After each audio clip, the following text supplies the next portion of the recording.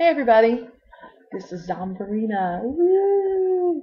And okay, I know it was goofy, but anyway, I just realized that lately I have been contributing comments back and forth on people's stuff. And it's really long-winded. And I just wrote one the other day. The sucker was 3 pages long. I thought, well, maybe we could just do a video.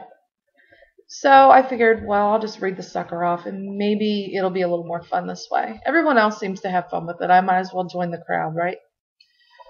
So my latest response was in regards to an article where the Ayatollah Khomeini has put out, or is going to be putting out, a secret video, as Iran likes to call it, about the end times and how they're near, and I think kind of preparing people for a major conflict.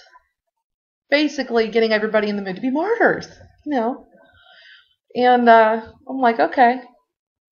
And I watched this. And then I read some of the responses to the article about this video. And I was kind of incredulous at some of the responses I read from, religious people. And I'm pretty sure the majority of the people spouting their vile attitude, they were probably fundamental Christians, but it kind of made myself ask, what is the difference between Islam's end times and that of Christianity's? And pardon me if I don't look at the camera directly too much because I have this thing written out. I'll try not to sound like a robot here. But, for the most part, I think most Muslims I know will admit to the required bloodshed to be committed by their own hands. Not saying they'll do it. They just admit it's in there, okay? Whereas, Christians only talk about heaven, and they tend to stay away from mentioning the true details of Armageddon, a time when they will be expected to return with God and witness, if not help participate in the slaughter of millions that are left on earth, And either way, I think on both sides of the table, when you look at the picture, y'all some pretty fucked up people, okay? I really wish my children didn't have to be subjected to this kind of illness on this planet. I wish there was a place to escape to. I had said that to Daryl the other day. It's my significant other. He and I were talking about this, and I said, what's really disturbing about this is that this is almost like the Bay of Pigs, in a way. I mean, granted, they're not like miles away from Florida, but this is kind of our version of it, if they're being very serious, and I think this is a legitimate threat going on. I don't think this is a bunch of mental and psychological games. I think Israel really wants to jump on top of these people and start a fight. And I said, there's nowhere in the world I could go right now to avoid this. It doesn't matter where I go. No part of the planet, other than being dead. That's the only way to get away from this madness. And that's what's really sad, But, I look at all the propaganda that's been spewing out of Iran at present. And, the new secret video I mentioned that's to be released to the populace over the next week. And it reiterates that the end times are near and that the Imam Mahdi will make his presence known soon. And I watched this video. It's a snoozer. Other than the scenes where they flash into dead bodies, a kid's head blown off on the street in Iraq kind of thing, you want to sleep because it's like listening to a Pat Robertson sermon where he breaks down scripture by scripture what it means and maps, and it's not very interesting. I don't even know how these people would get excited unless they're just that repressed that this is exciting. So, and then I look at our own states of things over here, and currently conservatism has been making a comeback. And I don't hold too many qualms with some of their issues or their beliefs. I mean, guns and Bibles don't really bother me.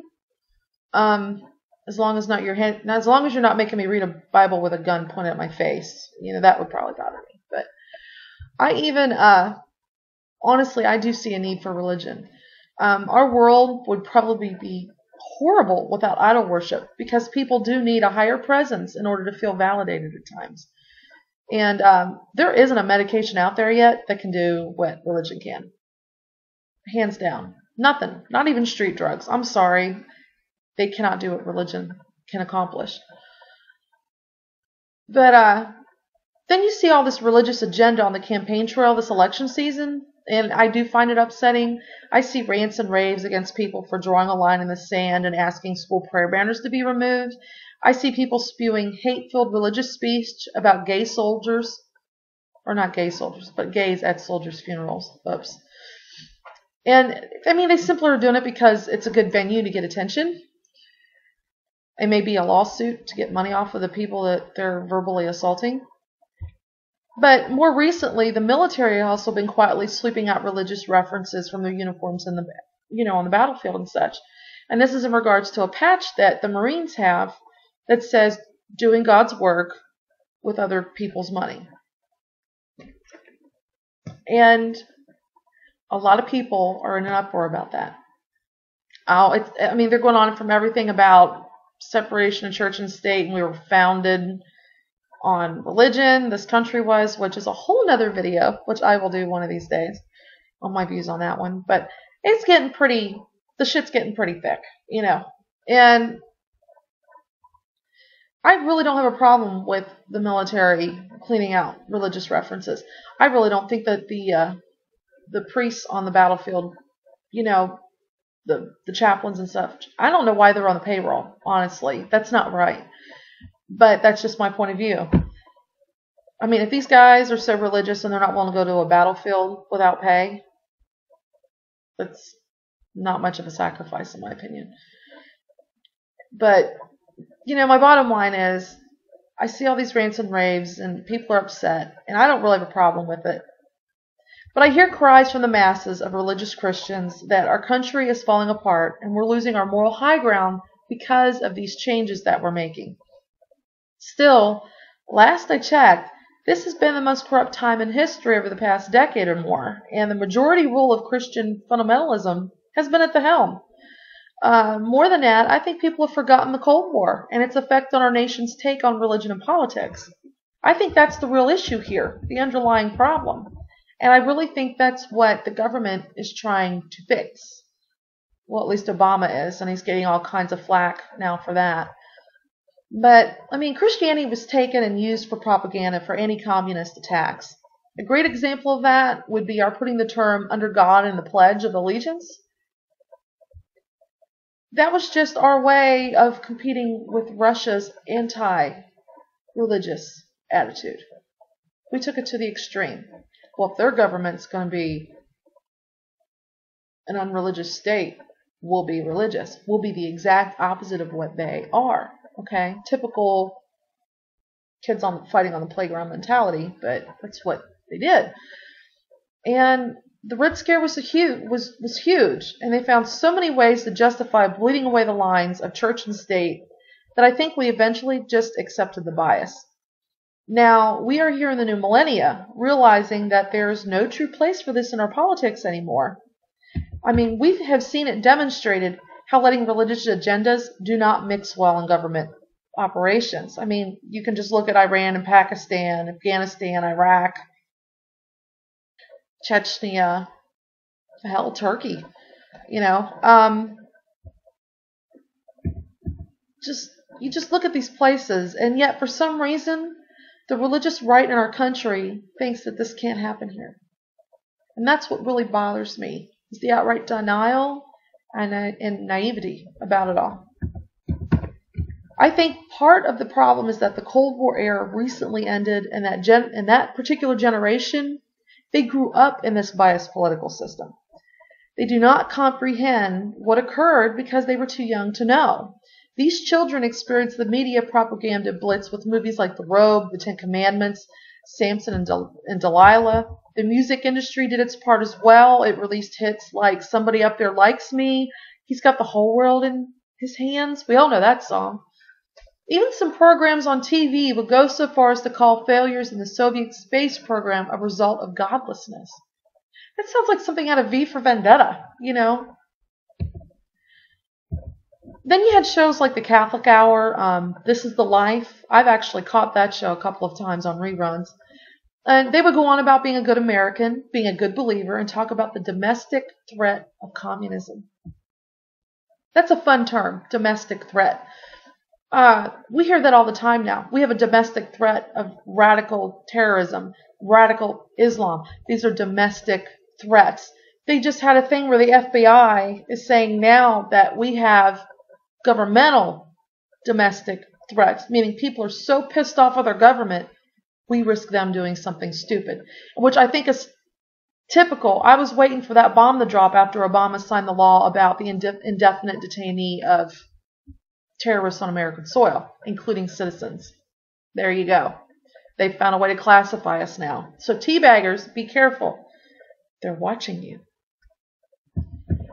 But anyway, sounds really familiar. But these TV shows, they emphasize that we, as a nation, were a Christian nation.